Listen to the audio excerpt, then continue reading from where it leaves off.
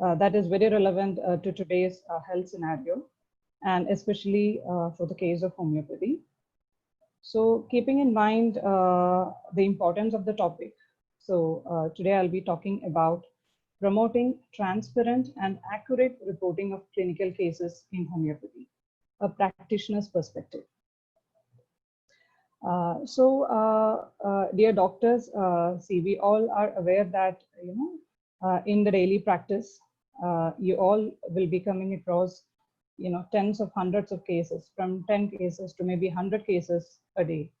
So in that particular scenario, it is, maybe a doctor is able to give maybe 2 minutes for an acute case, and a maximum of 5 or 10 minutes to a chronic case.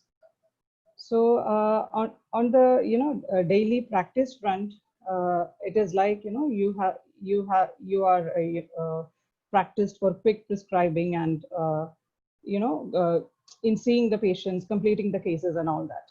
So today, what I would like to emphasize is that, as practitioners, we all are part of a vast community who can actually add to the evidence base in homeopathy. And we all know that homeopathy is a superior medical system compared to other medical systems. We all homeopaths are convinced about that, and it definitely is a superior medical system. So in today's scenario, see, in the scenario of, you can take maybe the COVID pandemic also, there are now since some time, homeopathy is coming to the forefront in the prophylactic activities, etc.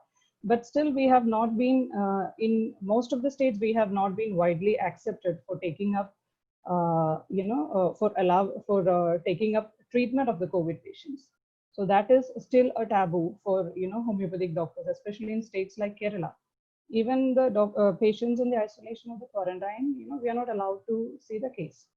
So that is maybe because of the perception of the, the general health sector or the policy makers that, what is the evidence, that actually is in favor of homeopathy, to bring it to the forefront of, such a fight. So not just COVID, with respect to, any infectious disease outbreak or anything, any health emergency situation that can come up in the near future also. So here, so we are just, what I'm trying to emphasize here is that, every single case, whether you're saying communicable diseases, non-communicable diseases, any clinical condition that you're treating is actually, you are actually treating it with the homeopathic medicines, and it should all be recorded in a proper format, whereby after a point of time, the policymakers will be able to showcase that, see, with homeopathy, we are able to treat so and so clinical conditions with so and so clinical efficacy.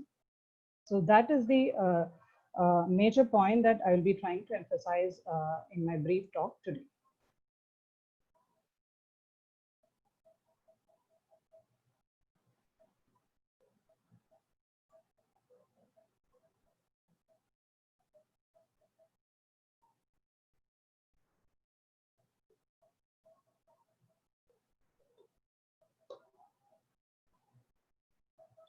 So there are two things to this. One is most of us, recording your daily cases in a proper format. And the second thing is about, publication, how you intend to publish it as a case report or whatever scientific publication you, intend to do. So as a general, an observation to most of us, especially to the homeopathic amongst the homeopathy community, is that most of us do not write. I mean, it's a case with all medical doctors. Most of us do not write anything down. We are practitioners. We are in the fast world of practice. So, we just don't think about writing. So just because I have come into a research organization, so now I am able to realize certain things, what were the pitfalls that I had faced and how better I can improve it. So I'm just trying to tell you a few things, from my learning. So why most of us do not write? There are There are many simple reasons why we do not write. Most of us have nothing to write. We have no motivation, no self-confidence to write, don't know how to start writing. We, in our busy practice, we have no time. We have no support, technical support, or no guidance. We don't have a mentor who can actually say us, what to write, how to write. And we do not have the required logistics. We do not know where to refer, what to refer, what are the databases to refer. So that's why most of us do not write. But who all can write? Anybody can write. A clinician who is coming across a variety of clinical phenomena can translate the clinical observation into writing. An educator or a teacher comes across a variety of ideas, compiling facts and creating those ideas into writing. A researcher who conducts experiments, observations, can translate the research outcome into a study manuscript. And there are various types of patients. You can always report a research study in the form of a research manuscript, your thesis is in the form of dissertations, in the form of books, reporting cases as case reports and case series. You can write review articles, you can write even letters to editors, perspective, disagreement, opinion statements. There are n number of things, as a medical professional, we all can contribute to. And those will all be there, as historical evidences of, what we leave behind to the scientific community to see and learn about homeopathy and the greater good of the system. So like anything, see a book chapter, book review, conference proceedings, research proposals. You can make a questionnaire, you can do a survey, you can make research reports, you can make conference posters, you can write editorials. So what exactly is a scientific publication? It is a well thought of and researched product. It should be current and based on the current understanding of the topic. It should be accurate. There should be clarity of thought without any ambiguity. It should be organized. There should be a logical arrangement of parts. It should be complete in all necessary information and concise, appropriate, grammatically correct, visually appealing, understandable. There should be, attractive page, screen design, graphics, tables, figures, and ultimately and foremost, it should be ethical. So writing a scientific paper or even a case report, there are few basic things that are, common to all publications. It should have an introduction section. It should have a method section. It should have a results section. It should have a discussion sections. So in the introduction part, you will, just write, why are you actually doing this? What is the need for this? Or even if you're publishing a case report, what is the significance of that? And methods, what are the methodologies that you're using in that particular paper? Or what methods have you used for the analysis to come to these results?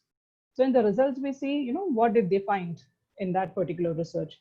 And in the discussion, what do the results actually mean? Or how, you can take it up in what is the future course of action of that particular scientific observation or writing or research. An article has a basic structure, as I said, an inbred structure: introduction, methods, results, and discussion. Then keep it simple and short. That is also key to good scientific writing. It takes more time to write a good, concise paper than a lengthy one. Honing your writing skills is very important if you aim to publish. So plagiarism, as you all know, is like copying some other information which is not yours, somebody else's work. So it is presenting words, phrases, sentences, or paragraphs, ideas, complete works of another author as your own. And that is a big taboo in scientific publication. So avoiding plagiarism, the copy-paste option, howsoever tempting, is fatal to creativity and independent thought. Accurate notes and generate your own research or clinical infrastructure. And the faults made by, while doing plagiarism, you may actually copy paste a faulty information into your publication. So that should also be avoided. When you try to refer something, give proper references and then make it part of your manuscript. That is well and fine. So citation today goes beyond acknowledgements of the source. It's not just acknowledgement. When you cite something, you have to actually give the full reference of what you're citing. So this is some of the basic things that you have to keep in mind when you're actually going to aim at publications. Now coming to today's topic, case reports. So since this session is aimed at the practitioners in general, we all are practitioners at some point of time. There might be researchers who are taking up their own research projects, because most of us are practitioners, whether you are a faculty, whether you are a student from third year, final year, PG.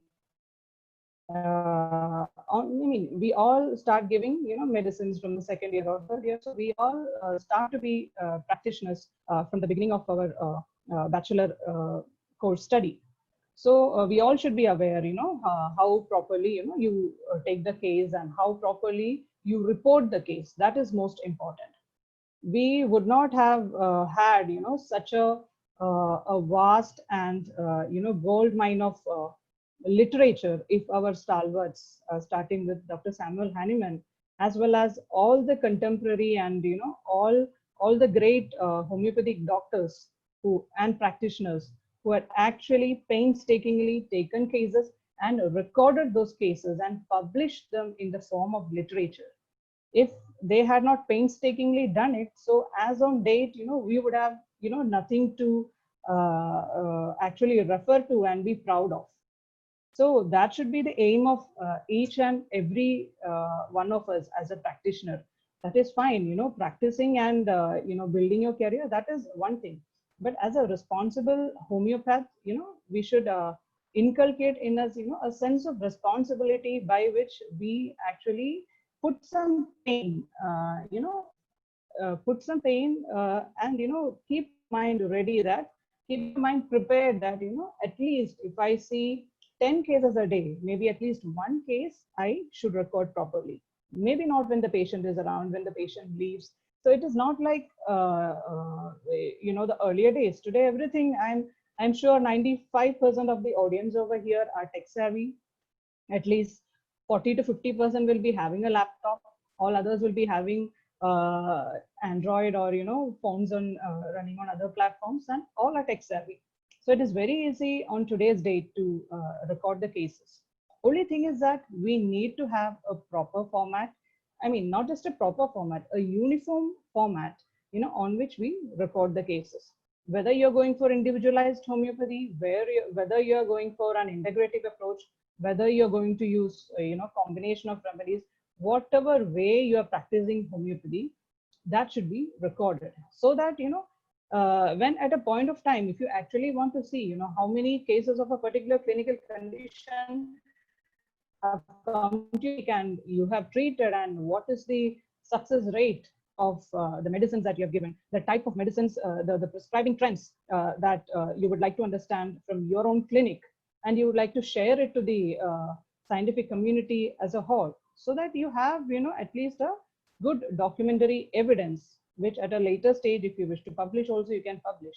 And each one of us should aim at, I would say, each one of us should aim at some publication, at least 1 or 2 publications in a year. And it's not a,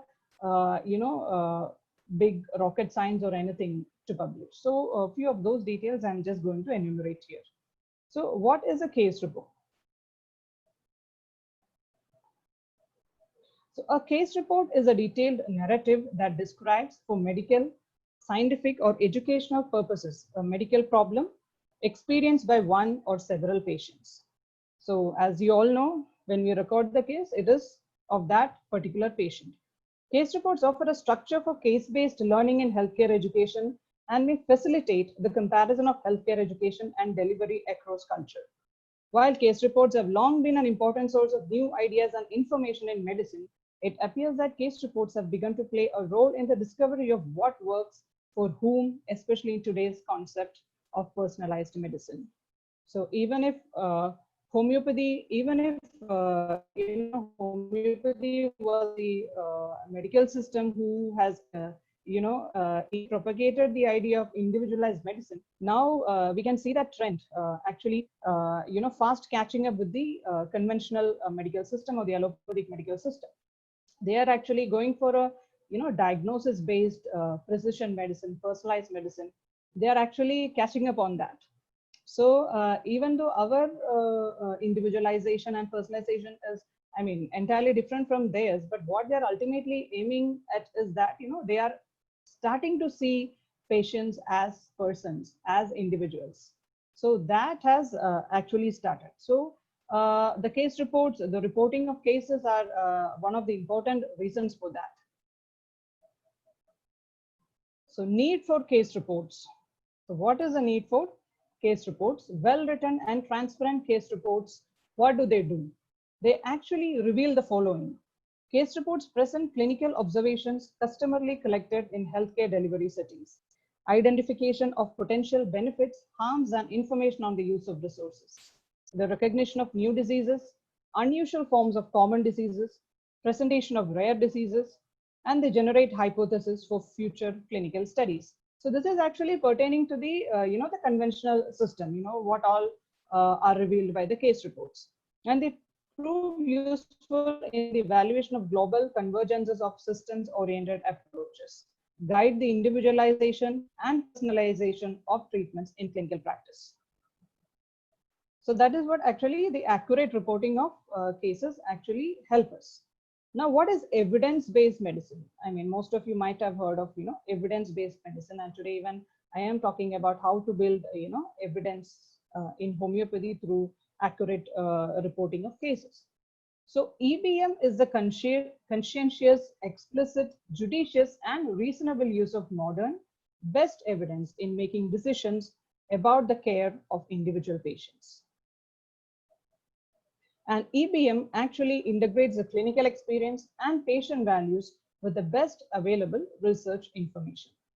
The practice of evidence-based medicine is a process of lifelong, self-directed, problem-based learning in which caring for one's own patients creates the need for clinically important information about diagnosis, prognosis, therapy, and other clinical and healthcare issues. Actually, it is, as I said earlier, it is something that we have to inculcate in ourselves. Even if we are a private practitioner, we are in the government sector, we are in a hospital setting, wherever we are, being a sincere medical practitioner, we should actually understand, are our patient actually getting the right care and cure that they need? And what is the rate of success of our therapy? Are we wrong somewhere? Do we have to correct somewhere?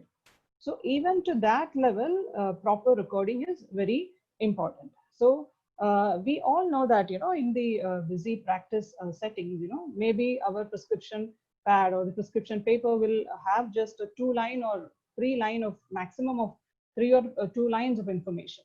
So what I'm trying to emphasize here is that, okay, I mean, for the majority of the cases, you can do that since you will have the time constraints, but at least if you're seeing 100 cases, make sure that you will be able to record at least 10 cases in a day. I mean, likewise, whatever are the numbers, at least 1 or 2 or 3, I mean, that definitely adds. So it includes, few practices that, or practices or, things that you have to keep in mind and collect and document. So going ahead, I'll talk about that. So now just I mentioned about evidence-based medicine, now coming to evidence-based homeopathy. So basis of evidence-based homeopathy, is on extensive verifications of homeopathic symptoms, which are the framework on which the concept of patient relief and cure depends for a homeopathic physician. And such verifications are not simple due to the fact that physicians in this system or in our system, we use varying methodologies and strategies according to our training, expertise, and clinical experience. Even if Hahnemann has said that, we have to go for individualized homeopathy, we can see n number of, methodologies that are practiced by, various, across the spectrum of the medical practitioners. You can see various schools that have emerged in homeopathy. I'm not going to be critical on any of this. So whatever methodology or strategy that you follow, you just record whatever you are experiencing and learning. So, so I mean to say that, or this slide, what I mean to say here is that, it is not easy as an allopathy that, you can actually say that this particular therapy is going to be efficacious for this particular condition. So it is a wide range of methodologies and strategies that we practitioners use. So it will be a tedious process to bring in uniformity to the interpretation of symptoms due to the multitude of inter-rater variability factors that arise due to the uniqueness of the homeopathic principles. So evidence-based homeopathy can only be built on the framework of the homeopathic concept of similarity. For documenting the varied experiences of homeopathic physicians, development of a repository of treated case is imperative. And that is the need of the hour. So need to promote transparent and accurate report of clinical case reports in homeopathy. Why do we have to do it? The homeopathic knowledge base is supported by data from healthy subjects obtained in homeopathic pathogenetic trials, which are called drug provings, that need to be further verified and validated in clinical practice. So clinical cases and case series are important components of the latter process. That means the validation or the verification process. A solid foundation in the form of high quality case reports is therefore an essential cornerstone for the further validation of homeopathic knowledge. There is a relatively high level of complexity and individualization of homeopathic case taking. Hence, cases should be recorded meticulously by the treating physician. So, single case reports, you all might be aware of the hierarchy, the evidence pyramid or the hierarchy pyramid. So as for the conventional medicine, the systematic analysis or the meta-analysis form the, the most important part of that pyramid. That is the prime part. Then comes the randomized control trials, etc. And case reports are, way down the evidence hierarchy in conventional medicine. But, for the complementary of medicine, including homeopathy, it is like the pyramid will, just get inverted. It is like, case reports, the proper recording of the symptoms. These are the prime evidences, as proposed by many in many papers based on their evidence. And RCTs and all will come later only from the homeopathic point of view. So single case reports are actually a gold mine of information. Moreover, new medical conditions and emergent diseases begin with a single case. Case reports can also help in understanding the mechanism of disease and in the identification of the adverse drug reactions. When intelligently filterable, aggregatable, and discoverable, a large and comprehensive corpus of peer-reviewed cases is actually a formidable scientific resource. So rather than fighting information overload, we should actually embrace it. Let's not think that the whatever information that we are collecting is just too much and we should not record that much. Let us actually embrace that information. The internet and the associated technology can help solve these problems actually. So now coming to an important aspect is the reporting guidelines, which saves time and simplifies the activities that we do. So there are standardized research reporting frameworks, key elements or checklist of items which must be included when reporting a study. Different guidelines are there for different studies, which increases completeness and transparency in health research. So users of a guideline, who all should use the guideline? Researchers who are planning a research study, writing the protocol, documenting research findings in an article for journal publication, etc. Then journal editors, peer reviewers, research funders, that's fine. But then, as practitioners also, we can be users of this guidelines, reporting guidelines. Why do we need guidelines? When published, actually when published, your article will start a new independent life, whatever you're publishing. It will be read, critically appraised, and it may contribute to various systematic reviews, inform clinical guidelines, and influence clinical practice. And the ultimate goal is to achieve, some level of quality standards in publication. And it's imperative that you follow certain guidelines and checklists which are internationally accepted. So Equator Network is one such platform hosted by the Oxford University, enhancing quality and transparency of research. So you can visit at this particular URL.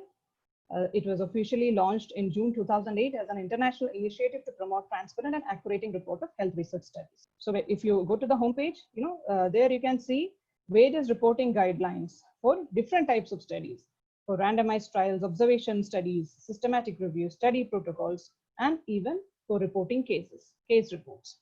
Here we have the care guidelines as well as the extension to the care guidelines. So Equator provides, I request each of the audience to actually visit this site, and it will be a good learning experience if you actually have some research aptitude, or if you even basically wish to, publish a case report also, you may please visit this website once. It has a lot of information in it. It provides resources, education, and training to facilitate good research reporting and assist in the development, dissemination, and implementation of robust research reporting guidelines.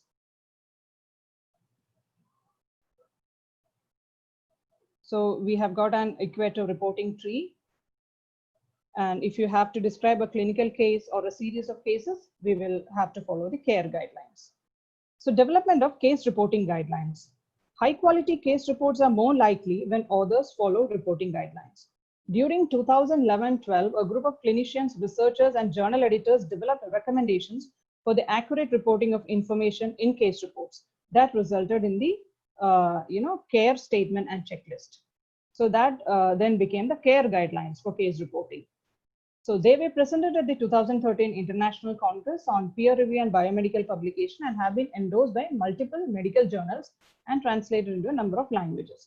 So following this particular care guidelines, most of the journals, international peer-reviewed journals, they adhere to certain reporting guidelines, and most of them require that if you're publishing a case report, it should be in the form of the care guidelines. So the care group, they follow how the guidelines were developed. They followed the guidance for developers of health research reporting guidelines and a three-phase consensus process. How did they develop this checklist of the care guidelines? So they had literature review and interviews to generate items for the reporting guidelines. Then they drafted the reporting guidelines. Then on the post-meeting feedback, review, and pilot testing, they finalized the case reporting guidelines. So these consensus process involved 27 eminent scientists and doctors from all over the world, and it resulted in a 13-item checklist, which is a reporting guideline for case reports. So the 13 primary items of the checklist are the title, keywords, abstract, introduction, patient information, clinical findings, timeline, diagnostic assessment, therapeutic intervention, follow-ups and outcomes, discussion, patient perspective, and informed consent. So that means while you are recording a case, it should have all these titles, all these headings. You have to record the case in all these headings. So see, you might be having a wonderful case report with a with a high percentage of cure or improvement in that particular case. So when you actually look for publishing that case, if you are deficient in any of these headings, then the major journals may not accept your case. So that is why it's important that when you record the case, you record the cases in as per the care guidelines. And in homeopathy, we have got an extension of the care guidelines, which is called the homeopathic clinical case reporting guideline. So that is a supplement to the care clinical case reporting guideline, and it is called a home case guidelines. It was developed by Dr. Robert Van Hasselen and his team, and it is also available in the Equator network. And it was published in the Complementary Therapies and Medicine. And here, in addition to the 13-point checklist given in the care guidelines, we have they have added, Dr. Hasselen's team has added a few more points that are actually relevant to homeopathy. So clinical case report based data play an important role as a basic building block of the evidence framework proposed for traditionally using the complementary and alternative system of medicine. So how was this supplement home case reporting guideline was developed? The supplementary guidelines were developed by conducting an online modified Delphi process, taking into consideration the global nature of the experts involved. An agreed checklist with criteria important for improving the quality of clinical case reports in homeopathy was deliberated on, and about 6 supplementary items were added to the 13 care items of 6, 9, and 10. So we can just see what are the supplementary items. So the home care guideline items, they have everything which the care checklist had: the title, keywords, abstract. So when you're actually recording a case, it should have, you might be knowing the gist of the case. So if you're actually aiming to publish that particular case, then it should have you should give it a proper title. It should have keywords, about 2 to 5 keywords. It should have an abstract, an introduction. What is unique about this case? What does it add to the medical literature? The main symptoms of the patient and important clinical findings, the main diagnosis, therapeutic interventions, whatever you have been using in the entire case, that should form part of the abstract. Now, introduction should have the brief background summary of this particular case, referencing to the relevant medical literature. If it is a case of a diabetes, then it should have relevant information regarding some information regarding the whatever the medical or the treating condition is. Then patient information, these are the basic information that you have to collect about demographic information like age, gender, ethnicity, occupation, main symptoms of the patient, his or her chief complaint, medical, family, psychosocial history, including comorbidities, and relevant genetic information have to be collected. All this come as part of our, case recording format, our homeopathy case recording format. But only thing is that in our clinic, at least few cases we try to record under these, headings of the checklist, so that in future it will be useful for us for publication as a case series or as a case report, and it can actually add to the peer-reviewed literature in homeopathy. Then in the clinical findings, you have to describe the relevant physical examination finding. So here we are adding, clinical history details regarding the homeopathic symptoms which are used for decision. So that is like the prescribing symptoms, what is the basis of prescription, how we have come to that particular decision of prescribing that particular medicine. Then you have to give a proper timeline which depict the important milestones related to your diagnosis as well as interventions. And the diagnostic assessment, which should have diagnostic methods like physical examination, lab testing, imaging, if you are using any questionnaires, that diagnostic challenges such as, any financial, language, or cultural challenges that you faced. Then diagnostic reasoning, including other diagnoses considered, prognostic characteristics such as staging of the disease wherever it is applicable. Under therapeutic intervention, so this is another point where the home care guidelines have added 2 clauses over here. The type of homeopathy, whether you're using individualized homeopathy, single or multi-constant homeopathy, isopathy, whatever is the type of homeopathy that you're practicing. Since we say that, there is a lot of, a number of versatile types of treatment practices that are available in homeopathy. And major thing is in the follow-up and outcomes, we should have some objective evidence.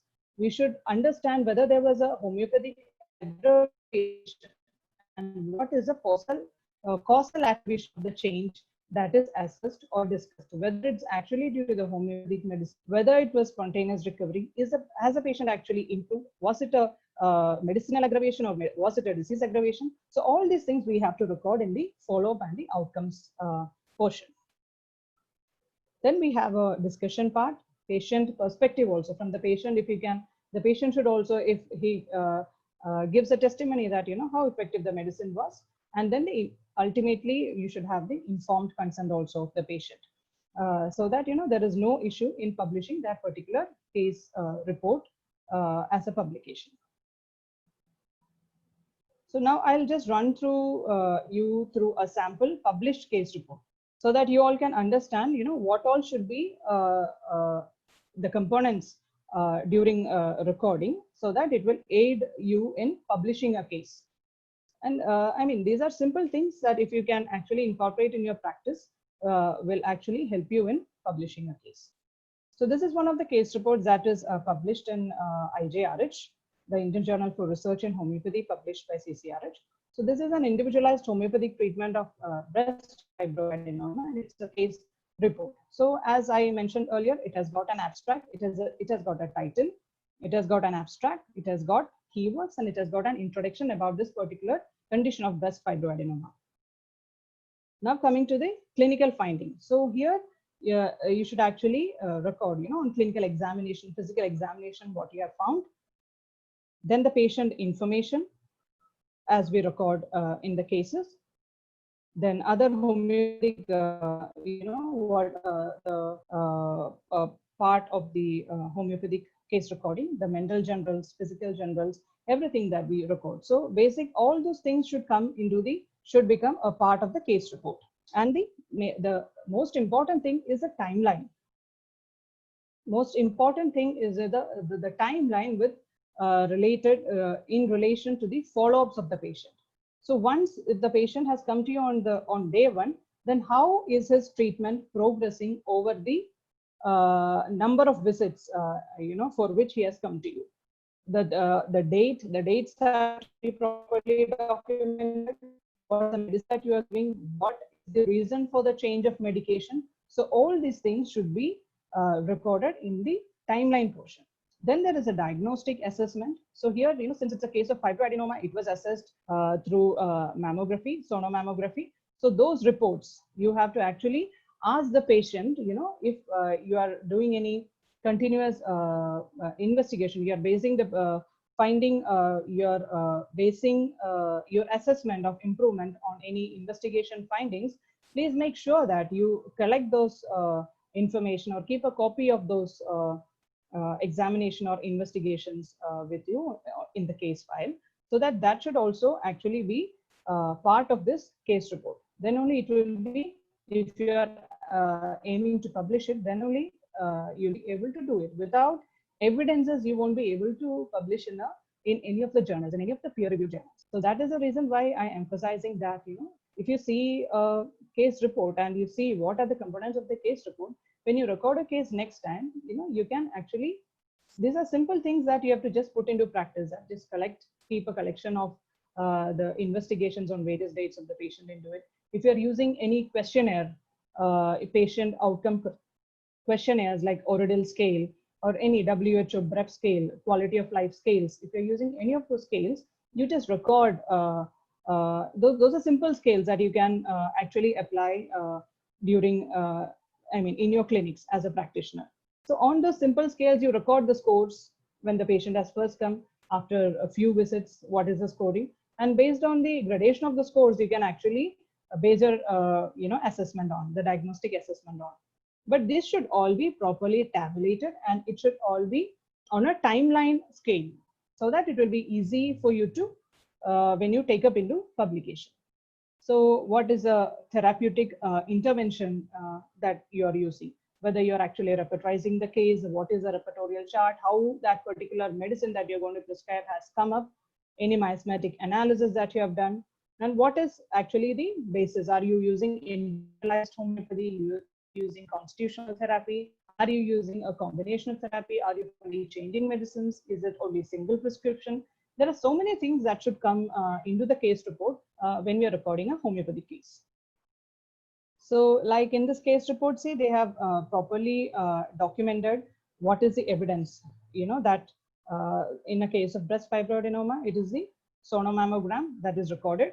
So at various timelines, the sonomammogram has been recorded, and it is actually part of the case report, where it is clearly showing that the size of the adenoma has decreased during the course of treatment. So this is an important aspect that I was talking about, the timeline representation of how you have given the medicine, how you have changed the medicine, and how the patient has improved symptom-wise.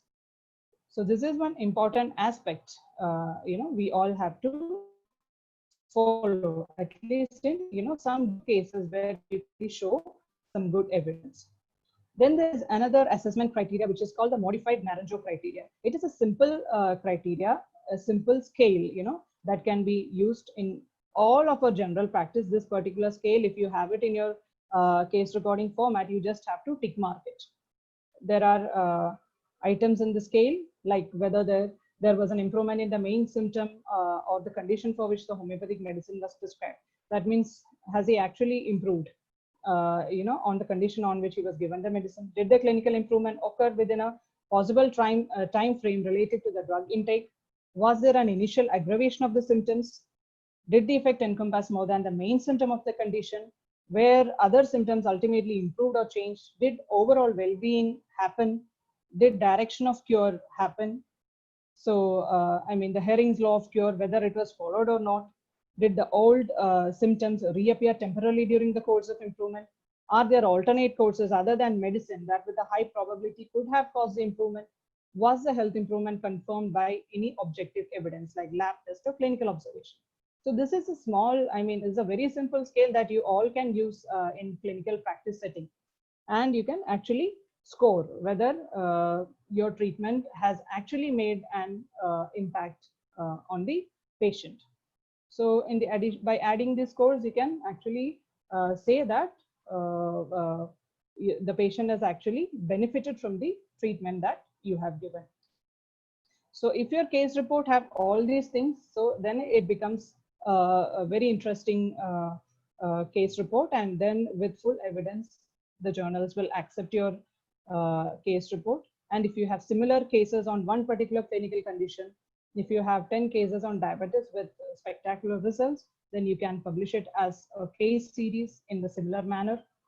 So for all this, it is very important that we record the cases properly and as per the guideline that is internationally accepted. We all will be having, and then the case report should also have a discussion part where you say, you know, how the case was effectively treated, and what was the Naranjo scoring, what were the significant findings, so why that particular medicine has come up, and all these things you can explain in the discussion part. And a small conclusion. And if a patient has any testimony to give, if you can add that also, then your case report becomes a perfectly complete case report. So for that, in your clinical setting itself, you'll have to record the cases in that particular way with all these headings. So now coming to another important aspect. See, why are we talking about all these case reports, publishing, recording, evidences, and all these things? What is the need for clinical cases database in homeopathy? So why are we actually aiming for this? Because India actually has got, you know, at least 2.8 lakhs registered medical practitioners practicing in government or private clinical or research settings. And it is the unique tenets of homeopathy based on individualization and the lack of standardized and well-structured case recording format. There is a paucity of documented clinical cases. So in homeopathy, individual cases contribute to the evidence pyramid by giving an insight into the prescription patterns of the Indian homeopathic doctors. And a wealth of information is lost due to the absence of the existence of a clinical cases repository or registry in homeopathy. So which can actually be developed as a national or global database of clinical cases in homeopathy. In allopathy or in conventional medicine, they already have their clinical databases, which was launched in 2012, and it aims to pull similar cases from published journals to assist researchers in finding various trends in medicines, etc. So those are the databases of case reports, etc. So now we are talking about a clinical database in homeopathy that the Central Council for Research and Organization is developing.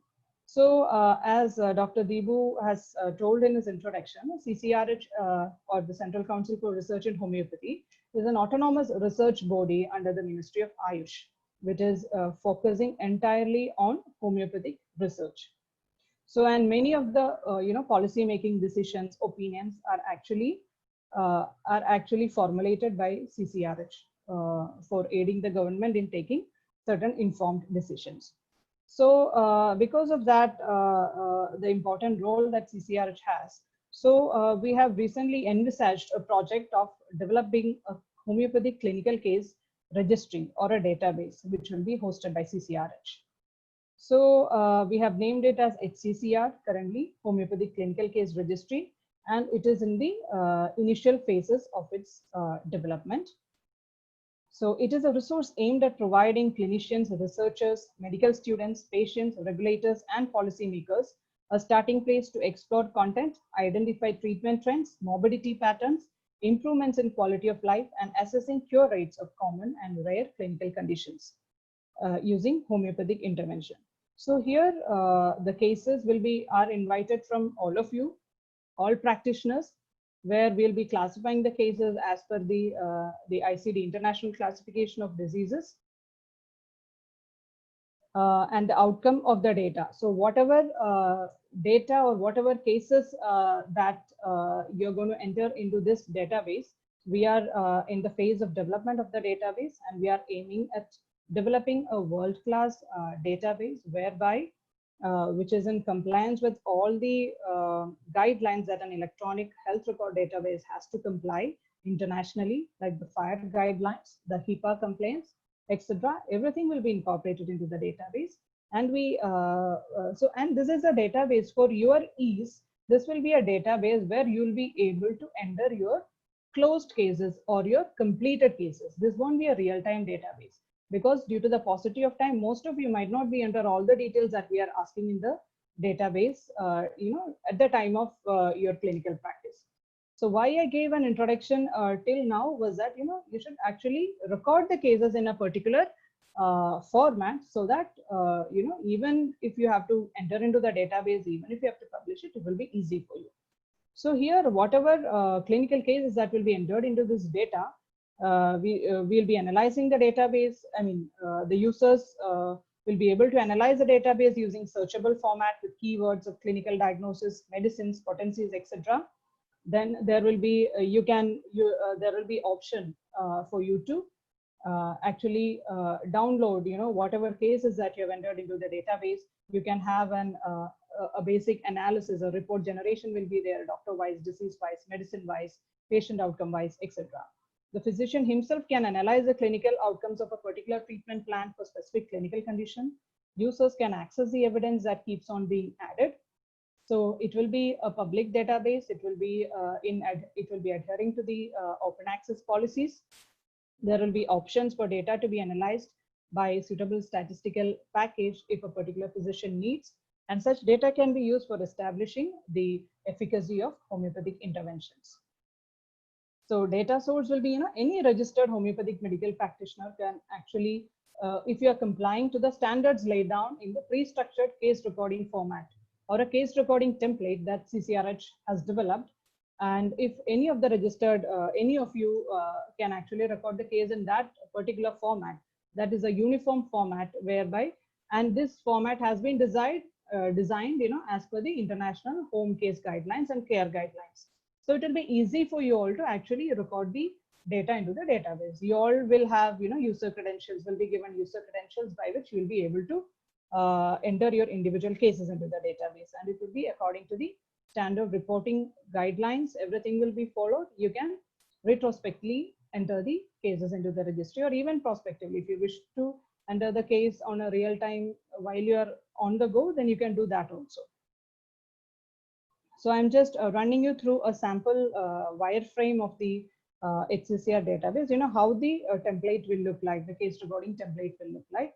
It will be, we are trying to develop it as a user-friendly database, but with emphasis on, collecting whatever needful information that is needed to build evidence in homeopathy.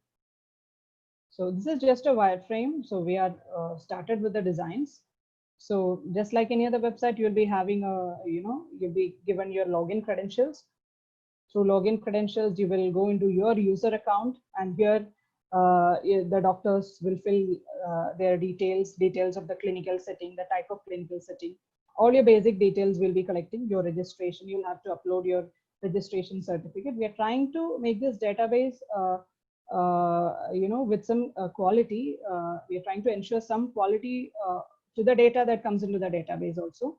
We'll be having a reviewer panel at the backend, where whatever cases that you are entering, submitting at the database will be reviewed by our reviewers. We'll send it back to you if there are any corrections needed. And if at all you're lacking in some evidence, we will encourage you, how to build that evidence so that you will be able to submit a better case the next time. So just as the home case guidelines say for a case report, see the title of the case, keywords, case summary, everything. We are trying to incorporate everything into this particular database. There will be a patient information sheet where the patient name, the title of the case, and all the patient information will be recorded. Complaints, duration, personal history, physical generals, mental generals, everything that's part of a standard case recording format. But then we'll be having a number of drop downs whereby you'll be easily able to enter your information into it. At least, if you're able to enter at least maybe one case a day, or at least 2 or 3 cases in a week, I mean, it will be a great thing that each of you will be doing towards contribution to building evidence in homeopathy. So as you all know, these are the fields of our case recording template only, but we are trying to collect it in a more elaborate manner so that it will be easy and user friendly for you to actually enter the details into it.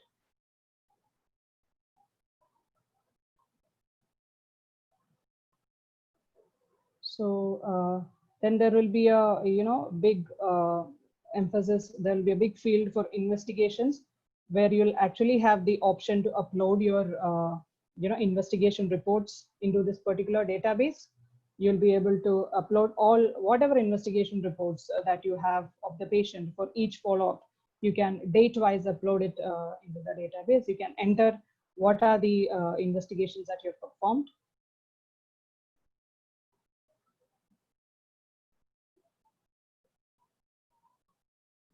Then the repertorization, miasmatic analysis.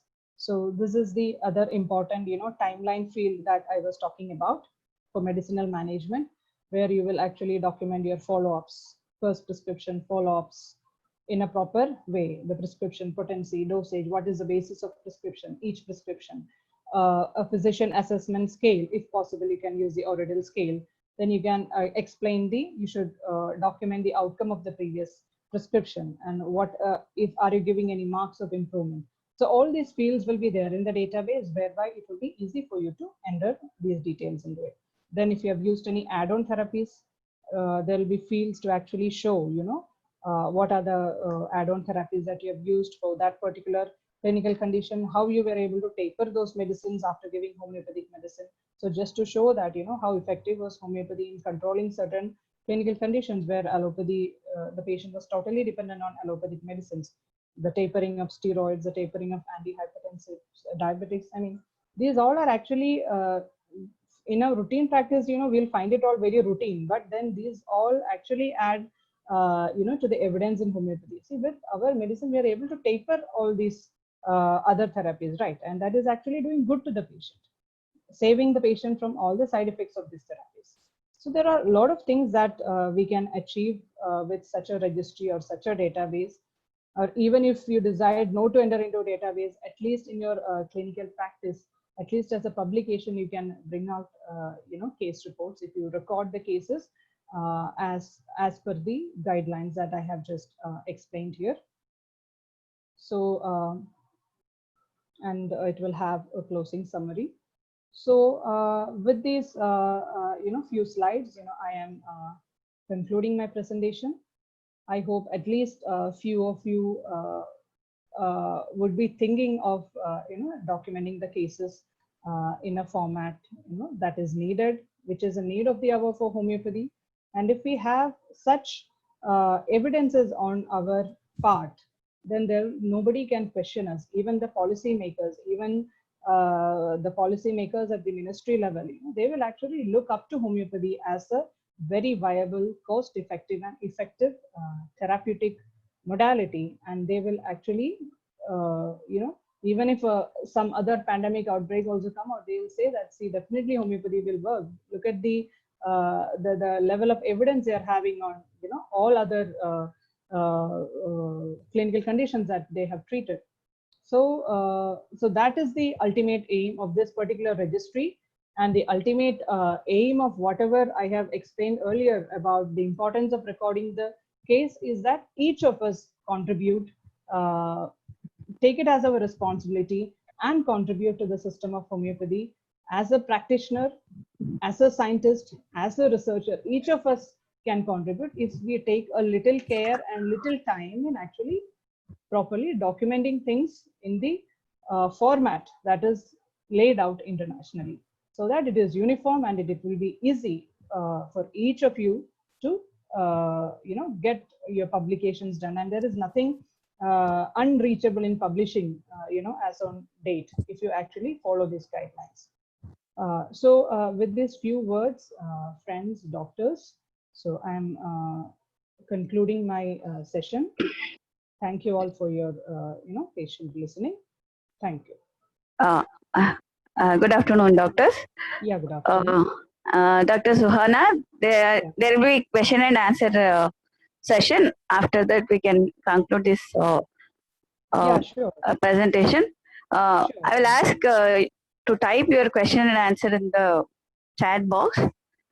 We have few of the questions like generally how to collect psychiatric evidence in psychiatric cases. This is from one doctor. Dr. Suhana, can you elaborate? Yeah, right. What is the question? Any specific guidelines for reporting psychiatric cases? Psychiatric cases. Yeah. Okay.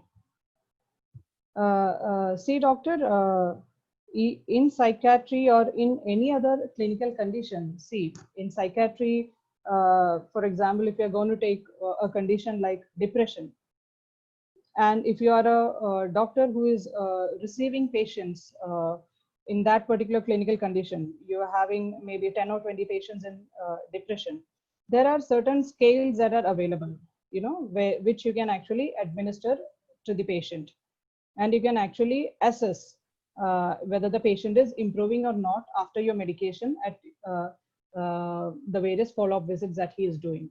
And if you can record the scoring of that scale, that definitely becomes an evidence towards that particular clinical condition. So whether it's psychiatry or any other clinical condition, the condition specific scales or questionnaires are available, which are standardized, which are available on the internet. If you do some research on the internet, you will get information regarding these scales. And if it is easily usable, if it is not a psychiatrist applied scale, and if it can be applied by other practitioners, then definitely a homeopathic practitioner can apply it in his clinical practice, and definitely it will add to the evidence in treating that particular psychiatric clinical condition. Thank you. Yeah. Some doctor has asked, is there any software available of the present that HCCR, I think he's asking about. HCCR is actually a database that CCRH is developing. And we are aiming to launch the database in another 3 months. The development works is already, the software development part is already ongoing. And it is progressing well. So in another 3 months, we are hopeful of launching the database. And if that database is launched, that's why I was telling, I invite, each and every one of you practitioner to actually register to the database and contribute, or, it's actually a platform for recording your cases, best cases and reports. Because the advantage over there is that, we are going to have a peer review in the back end. We'll be having a reviewer panel. We'll be reviewing your cases, and only high quality cases we'll be taking into the database, because it will be later open to the public. And we are aiming it, as I said, we are aiming it as, to showcase the best evidence in homeopathy. So we will be guiding the practitioners who are actually, coming as users into the database as to, how to improve their cases, how best to record your cases. We'll be having proper submission guidelines. We'll be having our terms and conditions. And from time to time, we will be reaching out to the users in helping them in improving their case reporting and any deficiencies if they are having. So I think even if they have in the initial, there will be a lot of glitches and deficiencies. We will be guiding them. We will be helping them in improving their recording and reporting. So that is what we are going to, we are actually aiming with this particular database. Thank you. Yeah. I think this question already been addressed. Are there any case sheets for behavioral or psychiatric diseases? One doctor has asked. Any case recording formats? Yeah. So I think you addressed that. Yeah. Already. Actually, no case recording format have been designed, disease-wise. We have not designed any case recording format disease-wise. So I think maybe probably into the development of this database, we might be doing that, because clinical condition wise, we might be giving certain questionnaires. We'll be guiding you from time to time. We will definitely be guiding you in our homepage of the database, how to improve your reporting in different clinical conditions. As on today, we don't have a developed format. Okay. a designed format. As on today, we don't have it. But Hmm. then if you're actually interested, as I said earlier, there are, if you search in the internet, there are a lot of questionnaires, generic as well as specific questionnaires that are disease specific questionnaires that are available. And if you can just see if it is, if it can be applied not by a specialist and by a general practitioner, then definitely you can apply it in your clinical setting.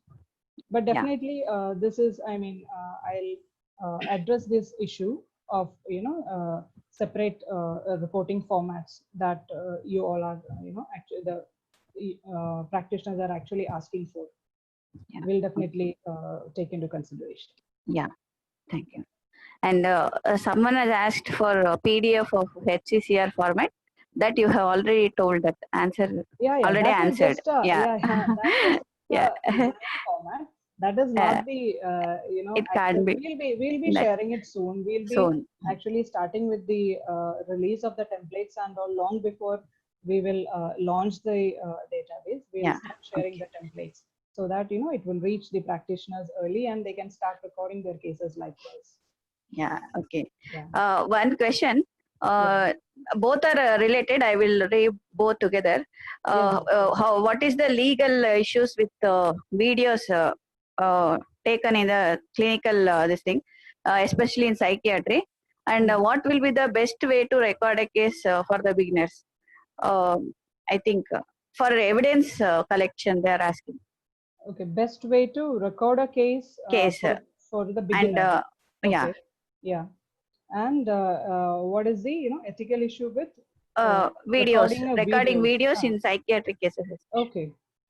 Okay. See, there are basic ethical issues when we actually record anything or when we share anything that is patient data. Any patient coming to us, there is a confidentiality clause, in our oath itself, that confidentiality we have to maintain about the patient. And as on today, there are a lot of ethical issues that are pertaining to patient confidentiality that a doctor should address at every point. Whether you are, capturing images, whether you are capturing images, whether you are taking videos. I mean, you have to take the, total consent of the patient. If at all you are sharing it, you have to take a total, a prior consent of the patient. You have to get it signed. An informed consent sheet has to be signed by the patient. And also, even if you are, even if the patient has given you permission to publish his image or use his video for any presentation, you have to mask all the personal identifiers. I mean, you can always see a black label over, whereby you cannot identify the face of the patient. And such personal identifiers have to be used, and then only you'll be able to share or record the videos. And then as far as psychiatric cases are concerned, as per the, there are new mental health regulations that have come up, national mental health policy is there. As per that, especially recording psychiatric cases and all, it requires prior consent of the bystander if the patient is a, out and right psychiatric case. So there are a lot of issues involved in that. And if the patient is in a position to give his own consent, then that's fine.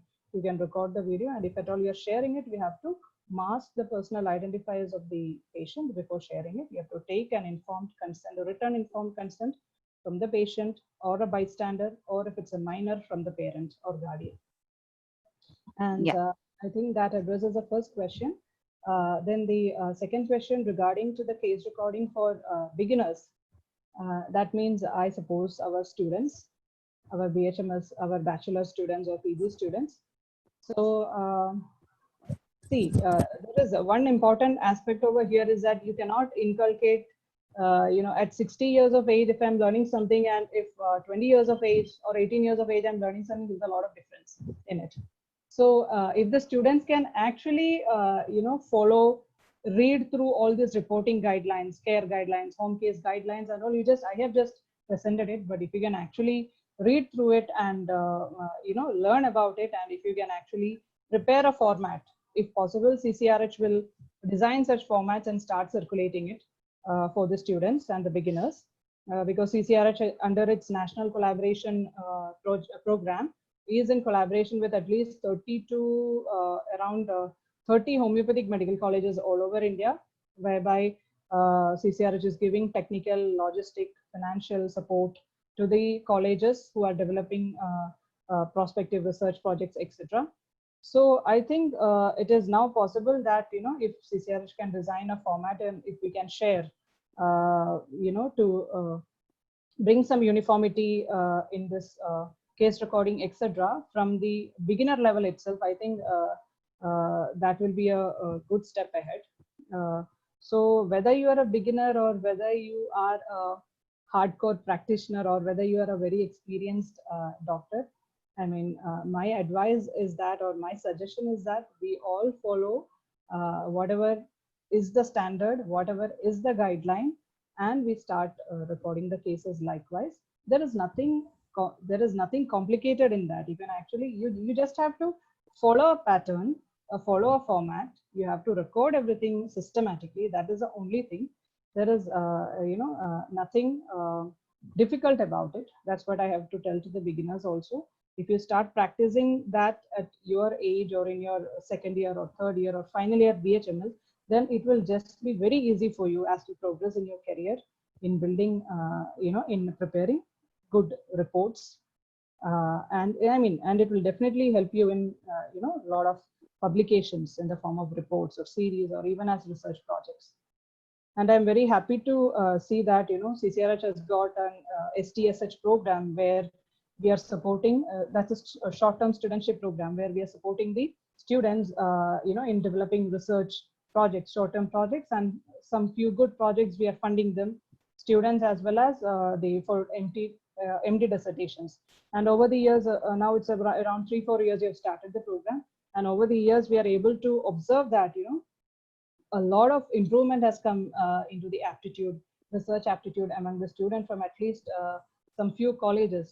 They are actually coming up with innovative projects, research projects, and everything. And so it is not like, I completed my post-graduation in 2012, and now it is very different from the time, now the students are all become, very aware about research projects, all these activities, and they're actually coming up in the forefront in doing all these things. So I actually, request the beginners also to start recording the cases in this complete format only from the beginner stage itself, so that you can become very experienced in it as you progress in your career. Yeah. That was wonderful. And another question: how and where can we register to support the development? You mean to the database? Yeah.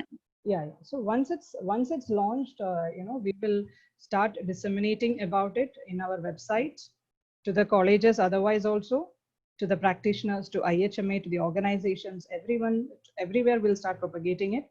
And then, you can always access it over the internet. So that won't be an issue. We'll make sure that it reaches every homeopath will get to know about the database, and we need good information into it. Yeah. So don't worry about that. And what are the points to be considered for evaluating a prescription based on mental symptoms for research publications? Prescription based on mental symptoms. Mental symptoms. Prescription based only on mental symptoms. Yeah. Evaluating a prescription based on mental symptoms. Okay. So for research publications. Okay. So probably it should be regarding the psychiatric cases, I suppose. If you're actually going to concentrate on mental symptoms only, then probably it will be a psychiatric case. So, but I think in the case recording, all other homeopathic aspects or homeopathic case recording fields will also come into place. So, so evaluating such a case means anyway, definitely you'll be having a repertorial totality of whatever prescription that you're giving. Then if you're not using any standard patient outcome scales or questionnaires, then your only, the aspect of evaluation will be, based on the improvement of the symptoms. There is nothing else you have over there. If you're not having any investigation, maybe no MRIs, I mean, nothing else. And you're just basing it on symptoms. So that means you have to be a very astute clinician to understand the change, evaluating that particular case over the period of time, and how you should have, a grading of yourself, how the patient is improving or not. You have to record that properly. Every prescription, every change of prescription, you have to, record what is the basis of the prescription, why you have changed the prescription, whether the patient has benefited from the previous prescription, what at the end of the treatment, or at the end of the treatment, whether the patient has actually recovered. You can only assess it over by evaluating the symptoms only. There is nothing else if you are not using any other scales. So in psychiatric conditions, I mean, a lot of international scales are there, questionnaires are there, patient outcome, doctor administered or psychiatrist administered, doctor administered scales are there. Which if you're actually interested in, I mean, since few questions have come up from the psychiatry part, so that's why I'm just emphasizing. So if you're interested, you should definitely, search for clinical condition wise scales. You will definitely come up with good publications, good validated scales. You should definitely go through it and, try to apply it in your clinical study, or if it's on a research mode, definitely into your protocol, you should incorporate such scales. You should get it vetted by experts, like psychiatrists. If you're preparing a research protocol, you have to get it vetted. You have to get it vetted by experts. Experts mean subject experts, like psychiatrists. And even if there are homeopathic doctors who are, who have a great experience in treating psychiatric cases, they should also be part of the expert committee. They should vet the research protocol with these scales. You should incorporate the corrections, changes that are given, and then you should go ahead with your research project. So if you're only depending on the symptoms, then I think it will be a bit difficult for you to actually, maybe the patient will be improving in a spectacular manner, but then to show the evaluation, it will be difficult. So please, visit more for understanding the various scales that are used in different clinical conditions. Thank you. Yeah. Thank you, Dr. Sohana. It was such a wonderful session. And I should say all other messages are about telling it is a wonderful session, and thank you for this session. And we are very glad to have you on again this IHMA series. And you had done for IHRC equally enlightening session. And even we got a suggestion why IHMA homeopathic medical panorama by IHMA should not be turned as a peer-reviewed journal. We are working towards that, and Dr. Sohana is also on our advisory board, a very valuable advisor, and we are looking forward for such a thing. And anyway, thank you, Dr. Sohana, for such a wonderful session. Yeah, thank you so much, Dr. Rekha, for your thank you all the participants who have been very eagerly participating. Thank you. I also thank IHMA, the Bibo, etc., for giving me this platform to talk. Thanks a lot. Thank you. It was thank nice you so much with you all. Thank you. Yeah. Thank you. Thank you.